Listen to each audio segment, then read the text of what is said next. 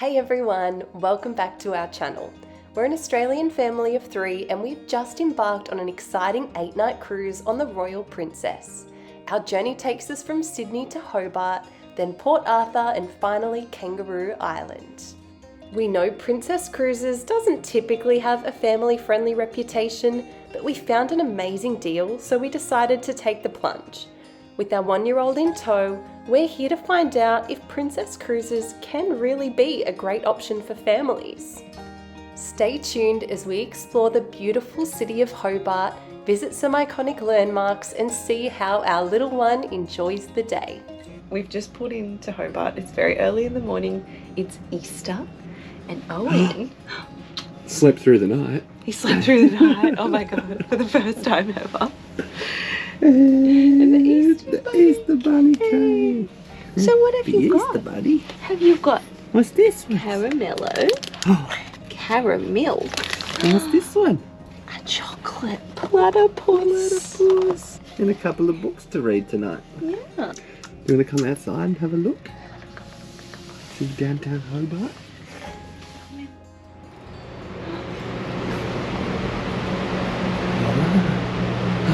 And there's Hobart.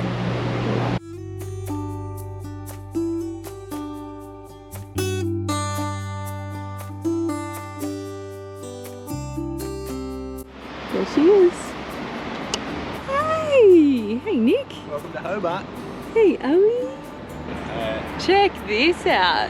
We're going to be exploring Hobart today as a self-explore cruise port. So it's super easy, probably one of the best cruise ports to come into, and Sydney. So we've been to like the 2 best because you're just right in town. So why not just walk around? No need to pay for a tour.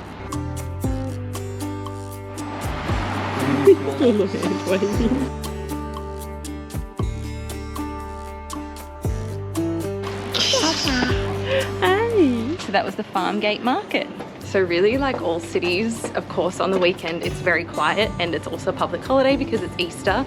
So we're going to try and find the Rivulet Walk and get to the Female Factory. Is it the Female Factory? Yeah, the Cascades Female Factory. World Heritage listed.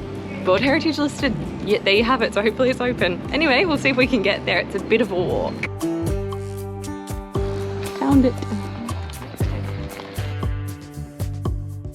We made it to the start of the Rivulet Walk, so I feel like this is kind of like being a fake local kind of thing to do. But it looks really pretty so far. Let's hope it stays this way and let's hope it stays paved. Yes. Because we honestly have no idea if it does or not. We'll give it a shot. Here's the gravel. Didn't stay paved.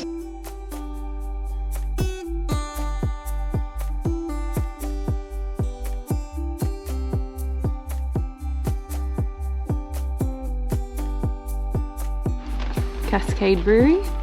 So it was such an easy walk to get to the Female Factory that it's not even open yet.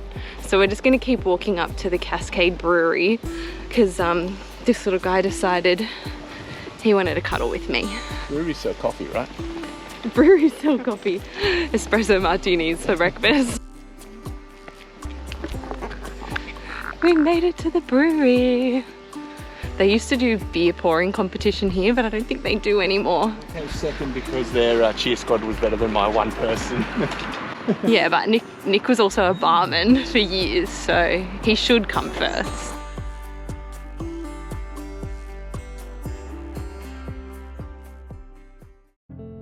Nestled in the shadows of Mount Wellington, today we're visiting the Cascades Female Factory. Established in 1828, the Cascades Female Factory served as a workhouse and prison for female convicts transported from Britain and Ireland. More than just a place of incarceration, it was a place where women worked, lived, and sometimes died under very harsh conditions. We're at the World Heritage listed Cascades Female Factory, and interestingly, it was actually originally a brewery. So the name Cascades is sort of fitting because there is a Cascades Brewery up the river, and there's not really a lot of it left. So you can see behind me on the ground there's all these sort of little markings, and they were all buildings here. So unfortunately a lot of it's lost, and unfortunately the history here is very sad, but it's great to have a look and just appreciate what was once here and learn about how it used to be. The factory offers a glimpse into the daily lives of these women through reconstructed rooms and artefacts, personal items, letters and records that provide a poignant connection to the past, allowing us to hear the voices of these women across the centuries.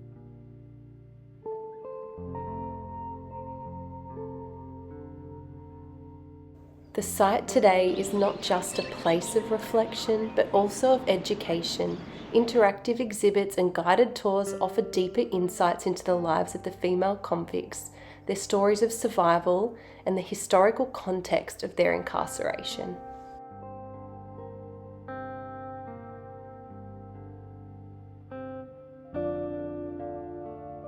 The history of this place is so sad, the way that people were treated. It's awful.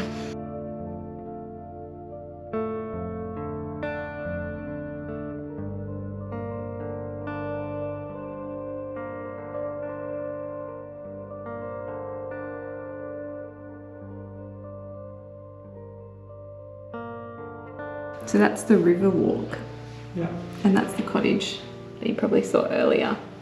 As we leave the Cascades Female Factory, we carry with us the stories of thousands of women whose lives were shaped by this place. Their legacy is a testament to their strength and resilience, and their stories continue to resonate, reminding us of the enduring human spirit.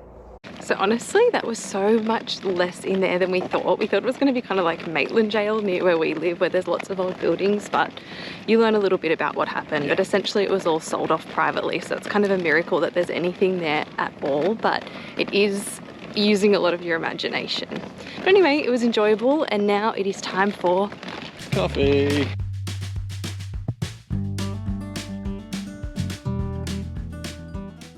We grabbed a coffee on the go, and now that Owen was awake, we decided it was time for him to have a well-deserved leg stretch in the children's section of the Tasmanian Museum and Art Gallery. It is such an amazing place for families, and the best part is, it's free.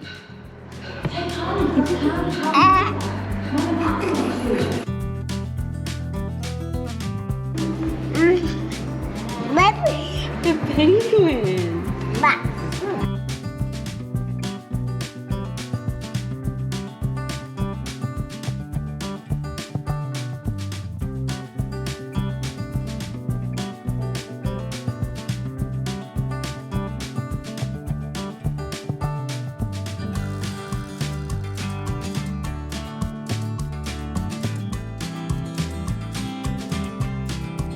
We made it. You're gonna climb up. Yay! Go on, get it. Get up. Good boy. Yay! You ready? We're going down here. You ready, Owen? Bye. Ready? Did you do the slide? Oh, he's having the best time. Yo, be free. Oh, you wanna look in here? Come on.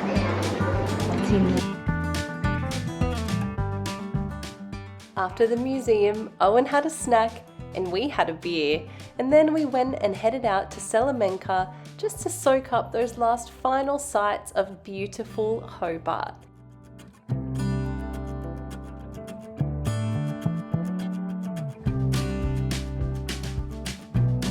There you go, that's how you self-walk Hobart as a cruise port. That was such an awesome day. 28,000 steps. 28,000 steps. Yep. Let's get back on this boat and have dinner.